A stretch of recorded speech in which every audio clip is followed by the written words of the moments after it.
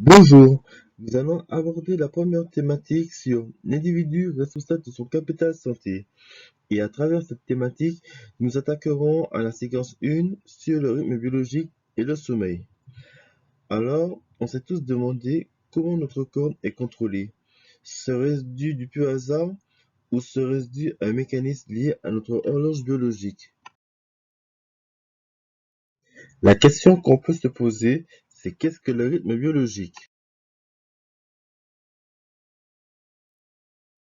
Le rythme biologique se définit comme une variation cyclique du fonctionnement du corps, ce qui veut dire que notre corps sera réglé comme une montre et fera plusieurs cycles de manière prévisible. De plus, le rythme biologique comprend trois rythmes qui peuvent être inférieurs, égal ou supérieurs à 24 heures. Le premier rythme est le rythme ultradien, qui est un rythme rapide avec une période inférieure à 24 et comprend la fréquence cardiaque, mais aussi le cycle du sommeil. En deuxième, nous avons le rythme circadien, qu'on appelle également le rythme journalier, et qui a une période qui correspond à 24 heures, et ça peut être lié à l'alternance jour et nuit, et aussi la température corporelle.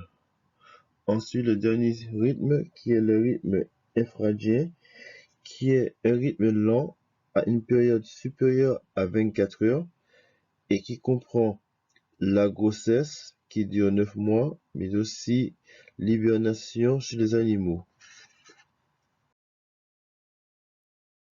À présent, nous allons voir un exemple de rythme biologique qui est le sommeil.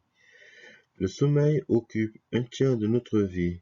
Il se décompose en cycles de 90 minutes faits de plusieurs stades qui sont le sommeil lent qui va participer à la récupération de la fatigue physique en produisant des hormones de croissance, réparer les tissus musculaires ou encore synthétiser des anticorps pour les défenses immunitaires. Ensuite, le sommeil paradoxal qui va participer à la récupération de la fatigue nerveuse et il va permettre d'enregistrer des informations accumulées de la journée et de travailler sur la mémorisation.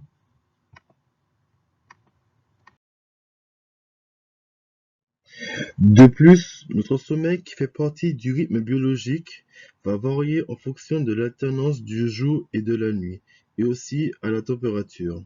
C'est-à-dire qu'une fois qu'il va faire nuit, nos yeux vont détecter une baisse de lumière et vont envoyer un signal nerveux au cerveau qui va produire une hormone du sommeil au nom de la mélatonine et qui va permettre à notre corps de baisser en température, mais aussi se préparer à s'endormir. Lorsqu'il fera jour, par une augmentation de la lumière, la mélatonine va diminuer et permettre au corps de se réchauffer, mais aussi à se réveiller. Mais notre rythme biologique peut être désynchronisé suite à plusieurs facteurs professionnels tels que le travail de nuit, le travail posté, qu'on appelle également 3x8, qui est un travail par équipe successive alternante, et le décalage horaire qu'on appelle le jet lag, qui ont des conséquences sur nos rythmes sociaux, soit sur la santé, tels que les troubles digestifs, les troubles de l'humeur, mais aussi l'obésité, au travail par les accidents, une faible motivation due aux fatigues, sur le plan social, par des disputes entre amis ou aussi notre relation amoureuse, et l'isolement.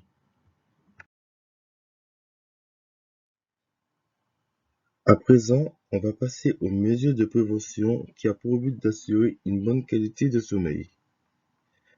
Alors, ce qu'il faut faire, on recommande de dormir tôt car nous effectuons 7 heures et 8 heures de sommeil car il nous permettrait de recharger notre corps mais aussi de recharger le cerveau. De manger léger afin d'éviter les ballonnements, de pratiquer une activité physique pour bien nous dépenser, car ça assure une bonne qualité du sommeil. De boire une tisane et non du thé, car le thé contient de la caféine qui est un excitant et qui assure une mauvaise qualité du sommeil. De dormir à une température ambiante, c'est-à-dire vers 17 degrés, voire 18 degrés. En revanche, ce qu'il ne faut pas faire, c'est d'utiliser le téléphone qui doit être évité par rapport aux ondes que le téléphone émet, mais aussi à la qualité de la lumière qui aurait des conséquences sur la production de la mélatonine et qui retarderait l'endormissement. De ne pas prendre de médicaments la nuit qui empêcherait au sujet de dormir. De ne pas consommer de l'alcool car il a un effet négatif sur le sommeil par rapport à la température du corps qui va augmenter, mais aussi qui va favoriser des micro-réveils. Et pour terminer, de ne pas dormir le jour.